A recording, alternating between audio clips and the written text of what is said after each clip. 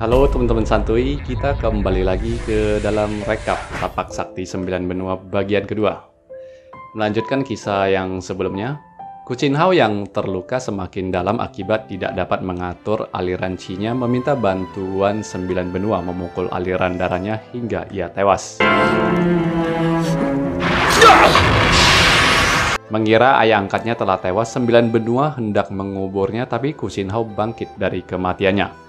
Gu Qinhao mengatakan tenaga dalam 9 benua tidaklah cukup untuk membunuh dirinya.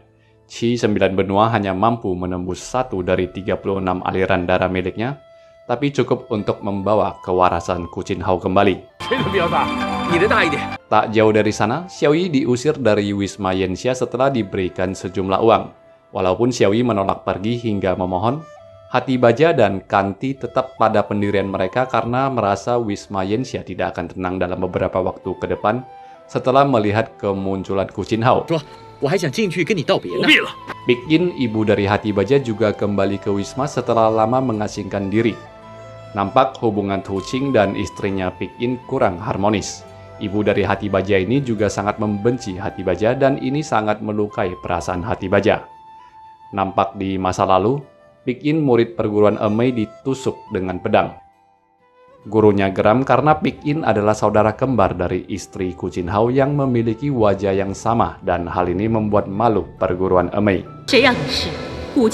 Di tempat lain, Gu Qinhao yang masih terluka dalam kembali bermimpi bagaimana ia berjumpa dengan Big In. Ia yang baru kehilangan istrinya yang bunuh diri karena tidak sanggup menerima kenyataan anak mereka diculik 7 guru besar, menemukan Big In dalam keadaan terluka oleh tusukan pedang gurunya. Gu Qinhao tahu kenyataan bahwa Big In adalah adik kembar dari istrinya, tapi kedua gadis ini telah terpisah sejak lahir. Ling Er dipelihara di Wisma Bandit, sedangkan Big In dipelihara di perguruan Emei yang bermusuhan dengan Gu Qinhao.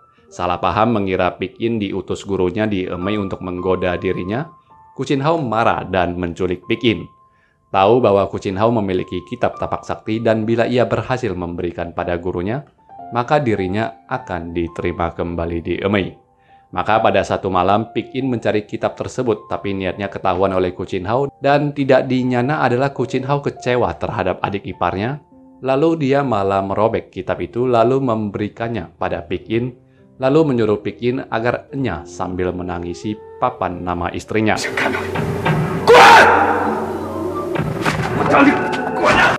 Tergerak oleh sikap Gu Qinhao, Big In tak jadi kembali ke Emei lalu menemani Gu Qinhao.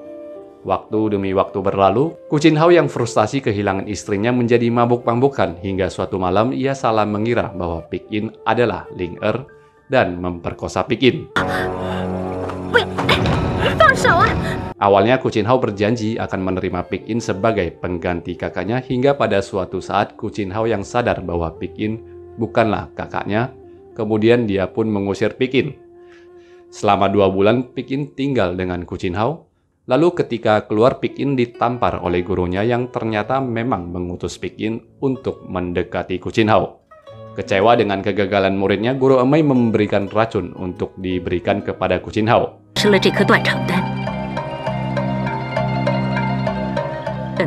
Big In yang kembali ke kediaman Gu Qinhao memberikan racun pada makanan, hingga Gu Qinhao memuntahkan darah, tetapi tergerak kembali oleh kelembutan Gu Qinhao yang malah meminta maaf telah mengusir Big In, membuat Big In kembali luluh.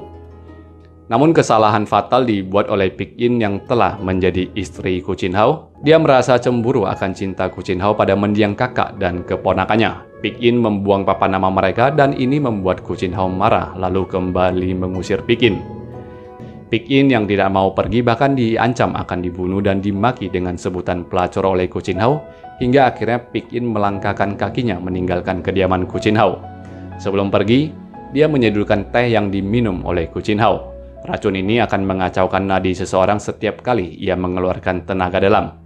Semakin besar tenaga dalamnya, maka aliran nadinya akan semakin kacau. Gu Qinhao yang kesakitan menjelang duelnya dengan 7 guru besar dengan kecewa melepaskan Big In.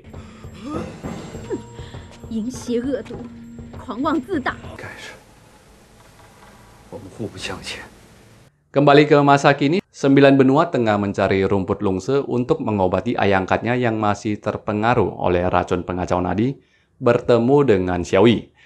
Bahwa kakek tua yang dia rawat selama ini adalah Gu Qinhao, setan awan api, musuh dunia Wulin.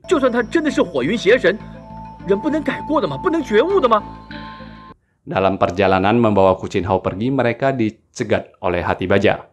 Demi melindungi Hati Baja, bahkan 9 benua terluka oleh pukulan Gu Qinhao.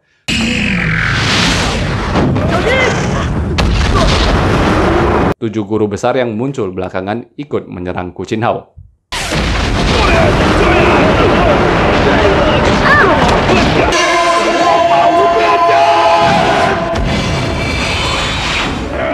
Dalam pertarungan lebih lanjut, kedua pihak terluka dalam dan guru 9 benua Biru Liu menyuruh 9 benua untuk menghabisi Gu Qinhao yang teracuni setelah mengeluarkan tenaga dalam yang cukup besar.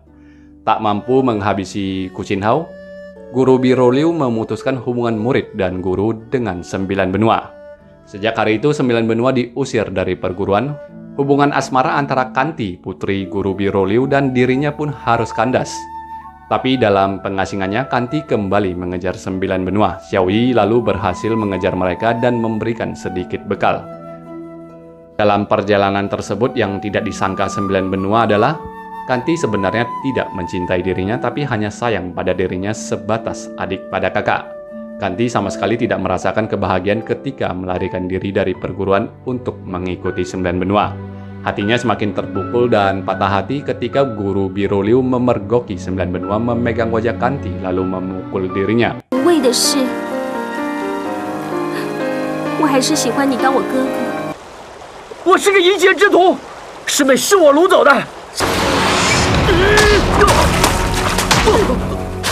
Di Wisma Yanxia, kembalinya Pikin ke Wisma ternyata adalah untuk menikahkan Hati Baja dengan pria pilihan ibunya.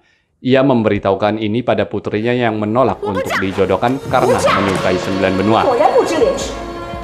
Hati Bunga, adik dari Hati Baja, mencari kakaknya kemana-mana, tapi dia tidak menemukan Hati Baja yang memilih kabur dari Wisma menolak perjodohan.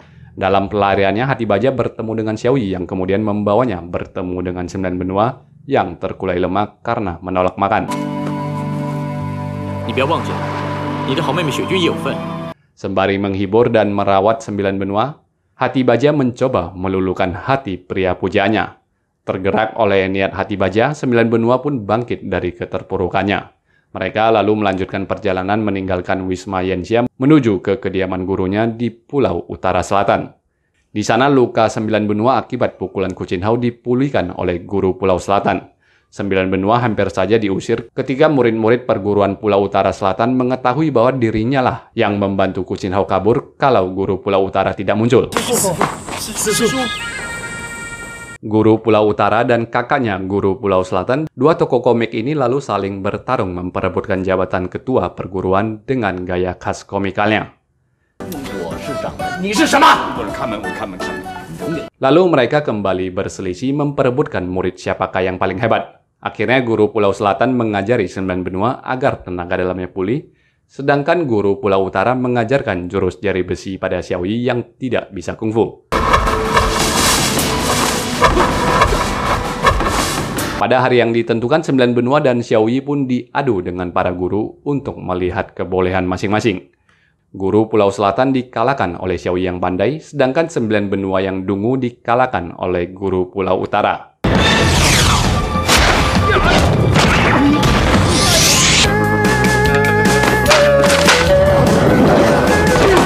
Xiaoyu Sheng,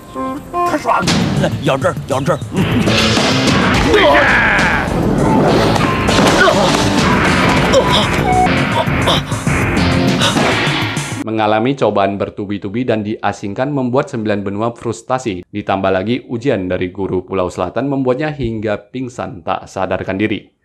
Tapi Hati Baja ada di sana menemaninya dan bunga-bunga asmara pun mulai bermekaran.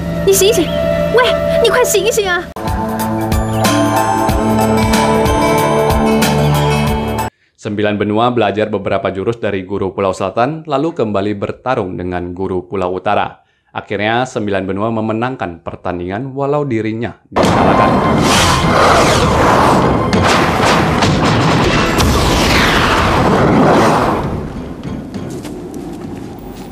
Tidak terima dianggap kalah, Xuehua memaki guru kakaknya itu hingga Xuehua diomeli guru Pulau Utara, lalu ia dihibur oleh Xiaoyi. 我就是要烦你，我就喜欢看你生气的样子。 Di dalam wisma, ketika Sembilan Benua dan Hati Baja sedang berbincang untuk mengenal satu sama lain, murid-murid wisma diserang murid wisma Chengni, musuh perguruan Pulau Utara Selatan. Chengni muncul di sana menantang kedua guru Pulau Utara dan Selatan, tapi guru Pulau Utara dan Selatan malah saling berkelahi satu sama 烦 lain. 死了！你们两个一块儿上吧。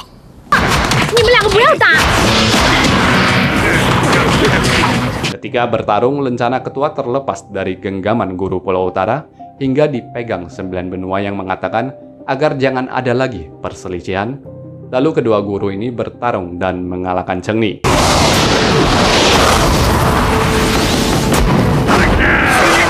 Sembilan Benua yang terluka terkena tendangan Chengni dirawat oleh Hati Baja. Beberapa hari kemudian dia tidak ditemukan oleh Hati Baja dan Xuehua. Salah paham, kedua kakak beradik dan guru mereka ini mengira Pikin yang menculik Sembilan Benua. 那可是他呀！我怎么了？我就是因为知道你要救那小。 Tetapi sebenarnya Sembilan Benua diculik oleh Gu Qinhao. Di hutan dia dipukuli oleh Gu Qinhao yang sebenarnya ingin mengisi tenaga dalam di diri Sembilan Benua. Gu Qinhao mengatakan dia yang akan mengajarkan jurus tapak sakti kepada Sembilan Benua. Sampai di sini dulu rekap pada bagian kedua ini, teman-teman santuy sekalian. Jangan lupa untuk like video ini kalau teman-teman suka dan terhibur. Terima kasih dan sampai berjumpa lagi di bagian ketiganya. Bye-bye.